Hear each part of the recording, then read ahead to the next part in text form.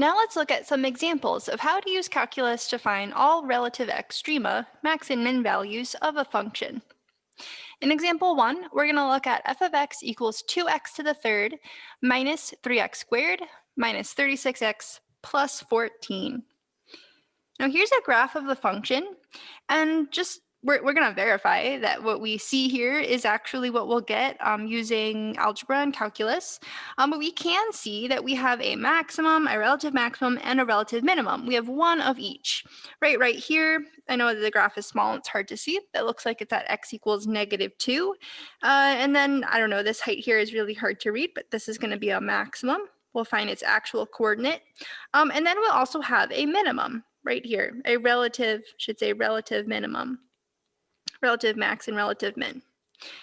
And remember that these places occur wherever you have a 0 for the derivative or where the derivative is undefined. In other words, critical numbers.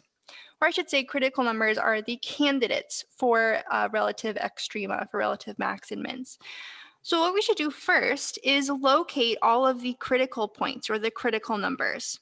We're going to want to find these. And then we'll determine, using the first derivative test, whether they're a maximum, minimum, or neither. Again, remember that critical numbers are where the first derivative is either equal to 0 or where the first derivative is undefined, meaning where the denominator of the derivative is equal to 0. So let's first find the derivative of this function. This one is just a simple polynomial, so we'll just use our simple differentiation rules. Right, the derivative of 2x to the third is 6x squared. Then we'll subtract the derivative of 3x squared, which will be 6x to the first. Then we'll subtract the derivative of 36x, which will be 36. And then we'll add the derivative of 14, which will be 0. Then what we want to do is set the derivative function, the derivative formula here, equal to 0 to find this part of the critical numbers. Okay, so we'll say 6x squared minus 6x minus 36 is equal to 0. And then we're going to want to solve this for x. Now this here is a quadratic equation because we have x squared and x to the first. So the way to solve this for x is not by trying to isolate the x, but by factoring the left-hand side. First and foremost, there's a GCF, or greatest common factor, of 6 that we can take out of everything. That will leave us with x squared minus x minus 6. Then we want to see if we can reverse FOIL or find two numbers that will multiply to -6 and add up to -1, the number in front of the x term. That will be -3 and +2. Now, once we have a product of, in this case, 1, 2, 3 things multiplied to give us 0, that means that one of the 3 things here has to be equal to 0. 6 is never equal to 0, so we don't need to worry about that. But x minus 3 is equal to 0 when x is equal to 3, and x plus 2 is equal to 0 when x is equal to -2. So far, these are our two critical numbers. Now remember that that is just half of the definition of what a critical number is. We also need to find where the derivative is undefined. This only occurs when your derivative function has a denominator. In this case, our derivative does not have a denominator. It is just really, it's all over 1, but there's no variables in the bottom of a fraction here. So this does not apply. Again, this is only applicable when you have a derivative that has a denominator.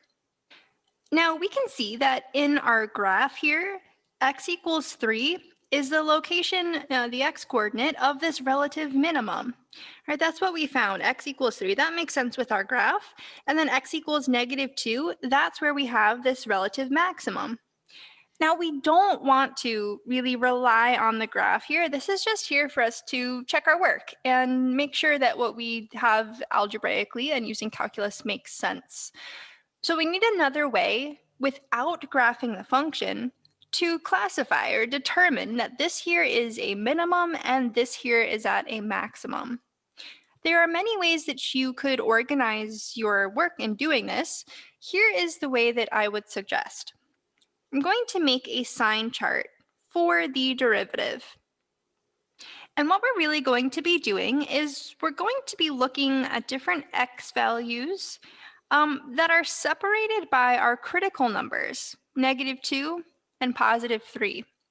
And we're going to see what is the sign, the SIGN, is it positive or negative, of the derivative doing on the left of -2, between -2 and 3, and then to the right of 3. Because remember that the first derivative test tells us whether we have a max or a min based on what the sign of the derivative is doing. Okay, so here is what I would suggest. I would say let's make a number line. Let's just make our x-axis here, basically, and divide it up using our critical numbers. And we're going to put them like in order. So from left to right, they're going to be getting larger. So we'll say -2 and then 3, but they don't really have to be, spaced appropriately or anything like that, but they should be in order. This is going to divide up our number line into 3 intervals, -∞ to -2, then -2 to 3, and 3 to infinity. What we'd like to do is on each of these 3 intervals, test the sign of f prime, or see the sign of the first derivative. Okay, so we're going to pick some test values and see what is the sign of the derivative doing on each of these 3 intervals. We know that the derivative equals 0 at these 2 points, -2 and 3, but at every other place, the derivative will not be 0. It will be either a positive number or a negative number. Okay, so we're going to pick a test point.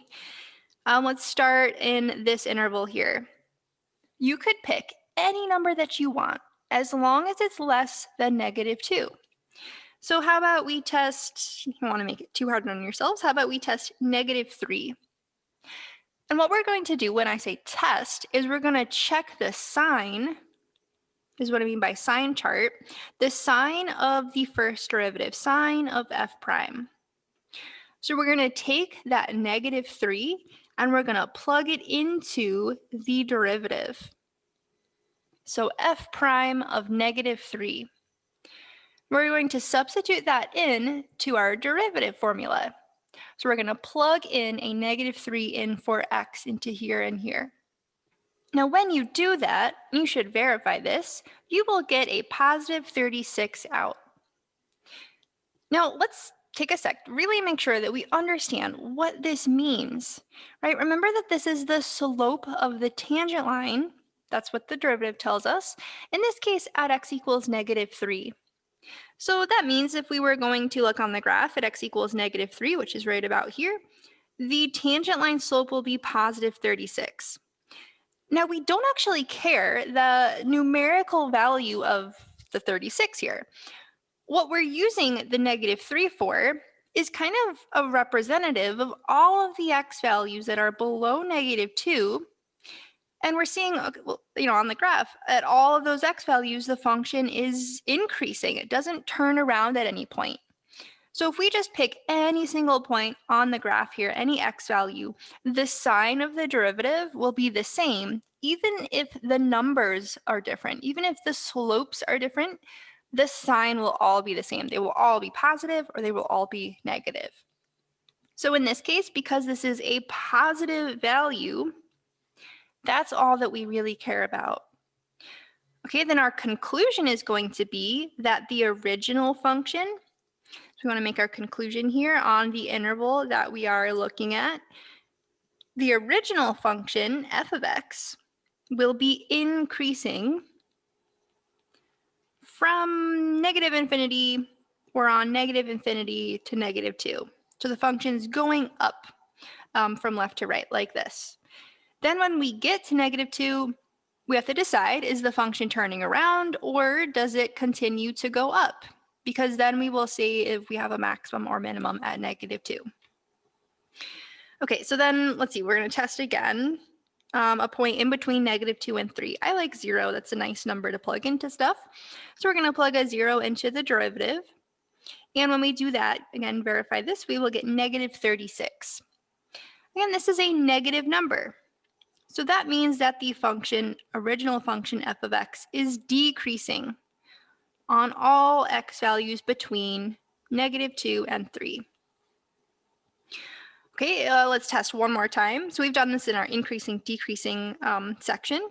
We want to test a value bigger than 3. So how about 4? We'll plug in 4 into the derivative. And when you do that, you will get, again, positive 36. And we don't care about the actual number, just that this is a positive value.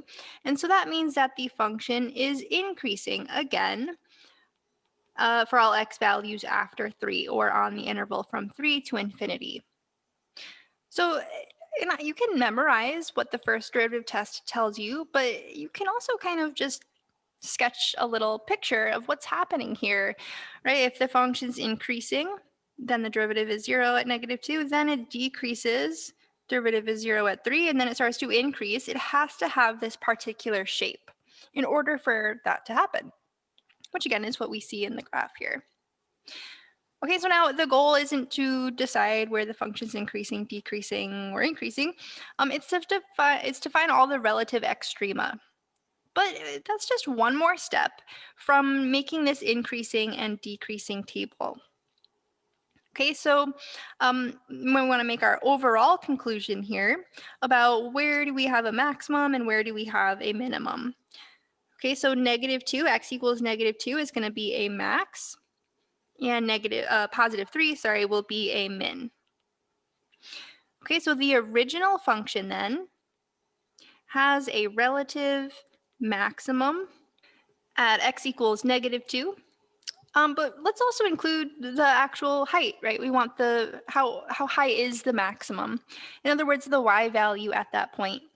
So let's find what this y value is, right? We've got -2, and we want to find that y value there. Now here is where we use the original function, right? We don't want to know whether the function's going up or down. We want to know how high is this graph here. And that's again when we're using the original function f of x. So let's plug in a -2 into f of x. And when we do this, you'll see that we get a 58. So that's the y coordinate of that point. Okay, so that maximum is located at -2, 58. And then let's also do the same thing for the minimum. So we just determined we have a relative minimum at the x value of 3. And let's find the actual y coordinate of this point on the graph here. Again, using the original function. So let's do f of 3 and plug a 3 into the original function. Right, and you will find that that y value there is -67. So there's the minimum coordinate, 3, -67. Right, so here is what we were looking for. We classified all of the maximum and minimum values, and based on all of our work and the graph even, it all checks out and it all makes sense. And it's really just a small extension of this sign chart that we did in increasing, decreasing section, but going one step further and kind of analyzing like what is the change in the derivative doing so we can determine if we have a maximum or a minimum. Okay, in example 2, we have the function f of x equals x to the 4th minus x to the 3rd. Now here again, we can see from the graph that we do have a minimum value located right around here, it looks like. So this should be a relative minimum.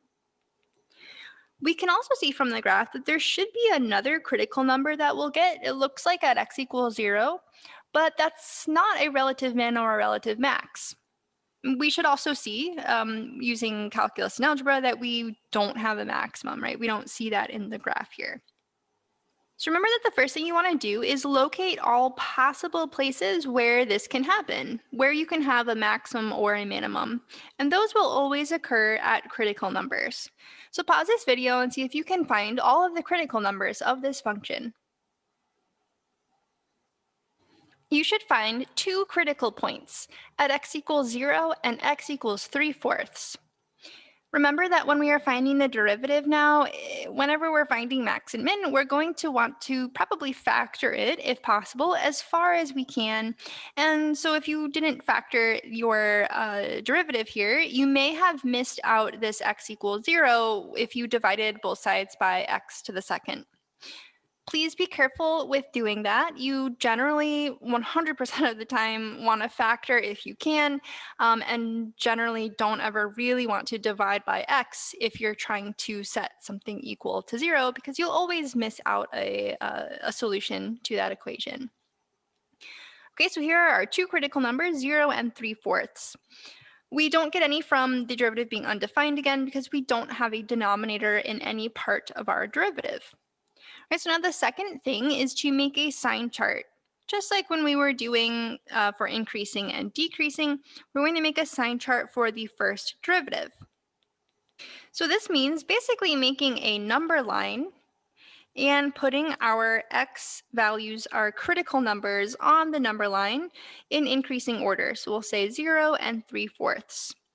Again, that's going to split up our interval, or our x values, our number line, into three intervals, three subintervals.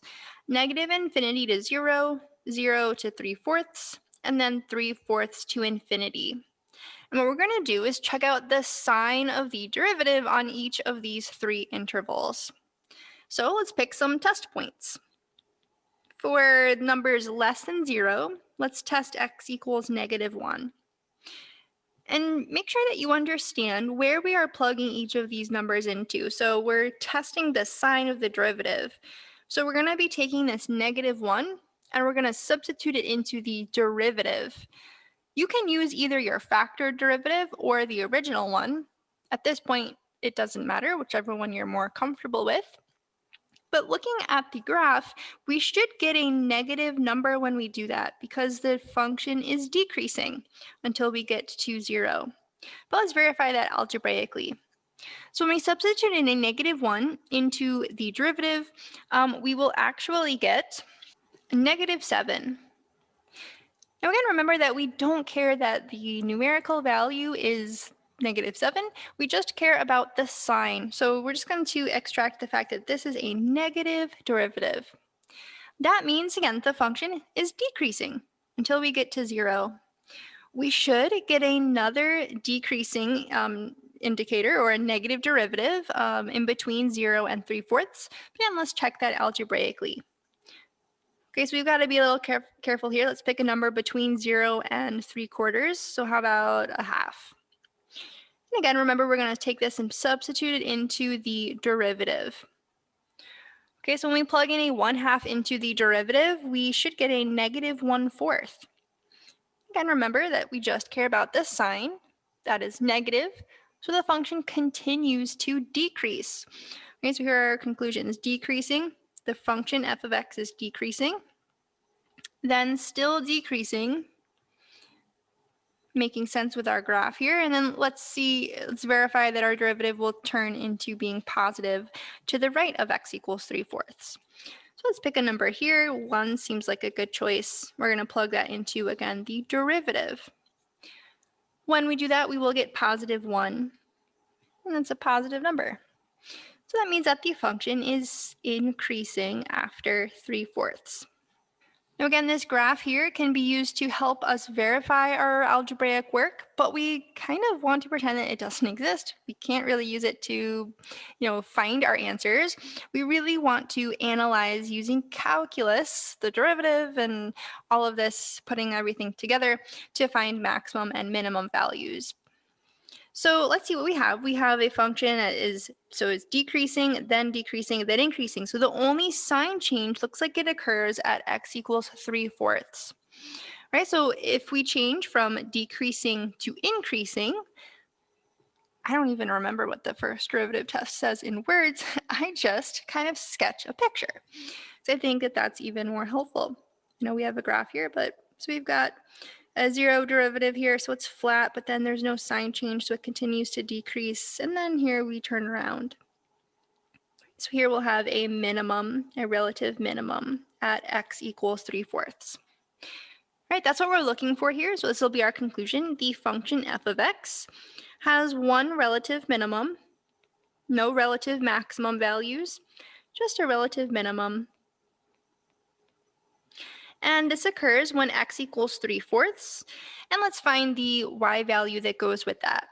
So we're going to substitute in now into the original function to find the location or the y coordinate. It's going to be some kind of very small negative number here. If this is our 3/4, and then we want to find what's that y value there. Okay, so f of 3/4 is going to be 3/4 to the 4th minus 3/4 to the 3rd. And that comes out to be negative 27 over 256. Okay, a small negative number, negative 27 over 256. So there's the y coordinate of this point. And that's what we're looking for. We don't have to say there's no relative maximum or anything, like this is okay, it's implied that there's no relative max just by us saying there's a relative min. In example 3, we have the function f of x equals x squared minus 4, all raised to the 2/3. Now here's a graph of this function. It's kind of interesting looking. We've actually got some pointy places here, some points of non-differentiability. We'll see how that looks when we do the algebra and the calculus on this. But it does look like we have, just by first glance, again, this isn't going to be our answer or our work. This will just be us helping ourselves get a sense of what's going on. It does look like we have two relative minimums right here at, it looks like -2 and +2. And then it looks like we do have a relative maximum right here at x equals 0. So when we're doing our work, we should see that we get 3 critical numbers, and we should, with our sign chart and everything, see that we have 2 mins and 1 max.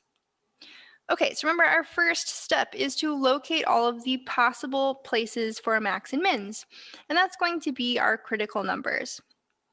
So pause this video and take the derivative of f of x. This function is a composition, or we have some stuff here, x squared minus 4 raised to the power of 2/3, and it's not just x to the 2/3, it's a function of x inside. So we differentiate the outside by bringing the 2/3 down into the front and multiplying. We make sure we leave the base or the inside the same, and we also make sure we subtract 1 from the exponent to give us -1/3. And then that's half of it. We got to differentiate the inside function, the x squared minus 4, and that's derivative is 2x. We multiply by that. Now we are going to want to set this equal to 0 and also find where it's possibly undefined. So it's probably a good idea to simplify this. We can multiply the 2/3 and the 2x together. You can generally multiply your constant in the front from the general power rule times the derivative of the inside. So that'll give us 4x over 3, and then we have x squared minus 4 to the -1/3. Now negative exponents are hard to work with. We should put this as a fraction instead, and that just means that these 4x will stay up top, and then this x squared minus 4 will move to the denominator with the 3 and multiply, and we'll raise its exponent to the +1/3. Now in order to find where our derivative is equal to 0, we just need to set the numerator equal to 0, right? It doesn't matter what the denominator is doing. The whole fraction will be equal to 0 if the numerator is equal to 0. Okay, so we'll just set 4x equal to 0. We'll divide by 4, and that gives us x equals 0. Okay, that makes sense with our graph, right? Right here, this is where the tangent line is horizontal. The other 2 critical numbers we should get will probably be where the derivative is undefined, right? Because we have 2 points of non-differentiability there, 2 sharp turns. Okay, so let's check where the derivative is undefined. And remember that that occurs wherever the denominator, if our derivative is a fraction, our denominator is equal to 0. So we're going to take our entire denominator, 3 times x squared minus 4 to the 1/3, and we're going to set that equal to 0. We can divide by 3 on both sides. 0 over 3 is 0. Right, then to undo the 1/3 power, we can raise both sides to the 3rd, and 0 to the 3rd is 0.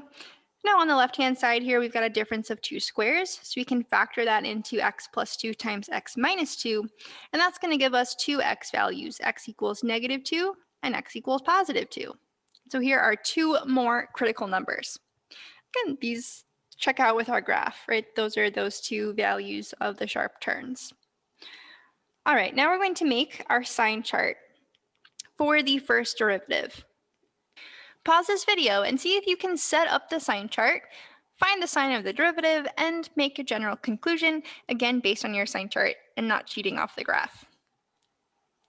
So your sign chart should be set up like this, with all three of your critical numbers in increasing order. This will give us 4 intervals for us to pick some x values to test for our derivative on. In the first interval, maybe you chose to test x equals -3. But again, any number less than -2 will work. Just make sure that you're plugging that number, whatever you chose, into the derivative, into f prime. Now, if you plug in a -3 into the derivative, you're going to get a negative in the numerator, and then in the denominator, we're going to get a positive number. So negative over positive is going to be negative overall. Now, again, we only care about the sign, so it's okay to leave it like this. In between -2 and 0, we can test x equals -1. In the derivative, if we substitute in a -1 up top, we're going to get a negative number. And down in the bottom, we'll get 1 minus 4, which is negative. Cube root of that is also negative. And so overall in the bottom, we will get a negative number. Negative divided by negative is positive. You can, just plug this into your calculator and get this actual numerical value and look at the sign, and that's totally fine. In between 0 and 2, we should test how about x equals +1. When we do that, the numerator will be positive and the denominator will be negative. So when we divide those, we'll get a negative number overall. And then lastly, when we substitute in x equals, say, 3, or any number bigger than 2, into the derivative, we will get a positive value. Now, that makes sense with our graph, right? The graph is decreasing, so we have a negative derivative until we get to -2. Then the function starts to increase until we get to 0, so we have a positive derivative. Then after that, from 0 to 2, the derivative is negative, the function's decreasing. And then from 2 on, the derivative is positive, and the function we can see starts to increase. So we've got, looks like 3 different sign changes in our derivative, right? Right here, the function is decreasing and then increasing. So this one's going to be a minimum, or a relative, I should be more specific, a relative minimum. Right at 0, we switch from positive to negative in the derivative, so this will be a relative maximum. And then at 2, the derivative switches from negative to positive, so then that'll be a relative minimum. Now we just want to make sure that we classify all the stuff, so let's get some y values for all of these points. I make our little conclusion here. So the original function f of x has a relative, let's do the maximum first. I like plugging 0 into stuff. So we'll say relative maximum at, when x is 0. Let's figure out what that is here. So let's do f of 0. That'll be 0 squared minus 4 to the 2/3. Okay, so it'll be -4 to the 2/3.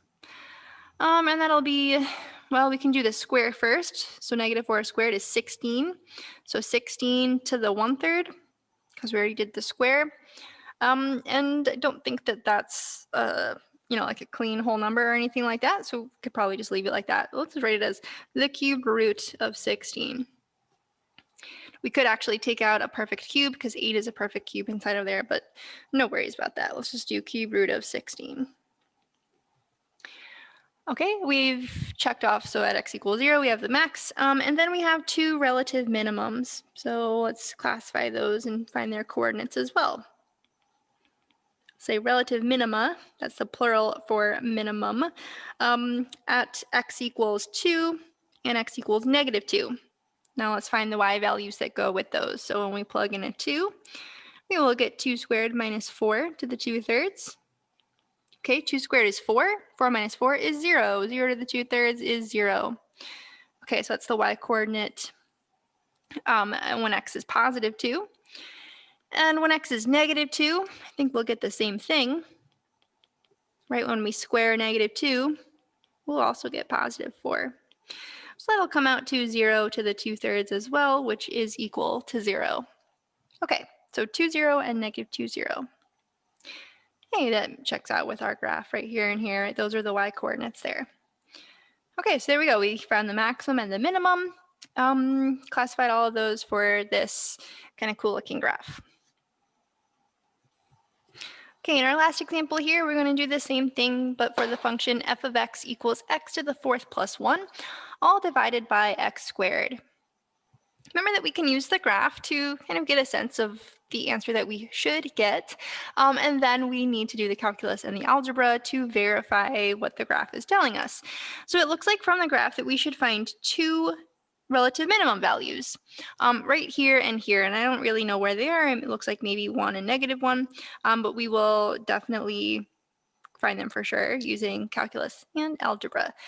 There's also this vertical asymptote here when x is equal to 0, it looks like, which makes sense from the graph because that's undefined when you plug a 0 into the original function. Okay, so first things first, let's find all of our critical numbers. We should get 3 of them, right? Here, and then also our undefined value when we have a vertical tangent line, right? There's no slope there. Not differentiable at that point. Okay, so taking the derivative of this function here, we do have stuff with x over stuff with x. So we could use the quotient rule to differentiate this. That would not be incorrect. In fact, if you want to go ahead and do that because you want some practice or you just like using the quotient rule, go ahead.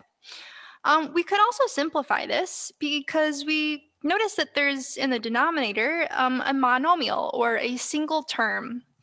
So we can write this a little differently by bringing up this x to the -2 and multiplying all of x to the fourth plus 1 by x to the -2. Now this doesn't yet help us to find the derivative because the way it looks, we would need the product rule. But if we just distribute this x to the -2 into the parentheses, we'll avoid the product rule entirely.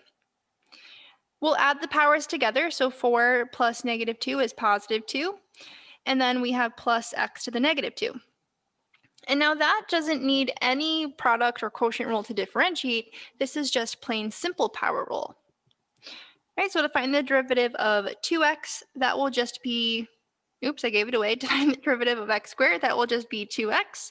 And then we'll add the derivative of x to the -2, which will be -2x to the -3. Okay, so in other words, this is 2x minus 2x to the -3rd. And again, we're going to want to find where this is 0 and undefined, so probably putting it back as a fraction will help us with that. So this x to the -3, be careful here, it doesn't come down to everything, it only comes down to the thing it's multiplied by, which is only this 2 here. So this will be just a little fraction, 2 over x to the +3rd. Now again, we are going to want to find where this whole thing is undefined, so we want to put this back into a single fraction. Now, if you use the quotient rule right off the bat, it will do this for you. So play to your strengths, see whichever one is easiest for you or whichever makes the most sense to you, and just go with that. We just need a common denominator here, so I'm going to need to do x to the 3rd in the bottom, but I'm going to need to do that up in the top as well. So it'll give us 2x to the 4th over x to the 3rd, and then -2 over x to the 3rd, and then we can just combine those together. So there's our derivative as a single fraction. Right, now finding the critical numbers is relatively straightforward. We're just going to find where it's 0 and find where it's undefined. Right, so remember that a fraction is equal to 0 when the numerator is equal to 0. So all we need to do for this part of the critical numbers is find where the numerator is 0. Okay, when we do that, there's only a single x to a single power. So we could probably just isolate that. So let's do 2x to the 4th equals 2. Let's divide by 2. And then we'll take the 4th root of both sides. Now the 4th root of 1, well, it's an even root. So when we apply the 4th root or the square root of something to both sides, we have to take the plus and the minus version. All right, so we'll get positive and -1, two critical numbers. All right, now finding where the derivative is undefined, this will just be where the denominator now is equal to 0. Now the denominator of our derivative is x to the third, so we're just going to say x to the third is equal to 0. We'll take the cube root of both sides, and this will give us just x equals 0. So here's our third critical number. That makes sense with our graph. Hey, look, we have a critical number here. It looks like probably at -1.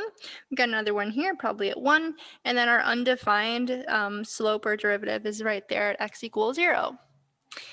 All right, now we just want to verify, what this graph looks like and everything using a sign chart. So it'll be our last step here. Make a sign chart for the first derivative. Okay, so pause this video and see if you can set this up. So when you place all your critical numbers on the number line, you should get 4 different subintervals for us to check out the sign of the derivative on.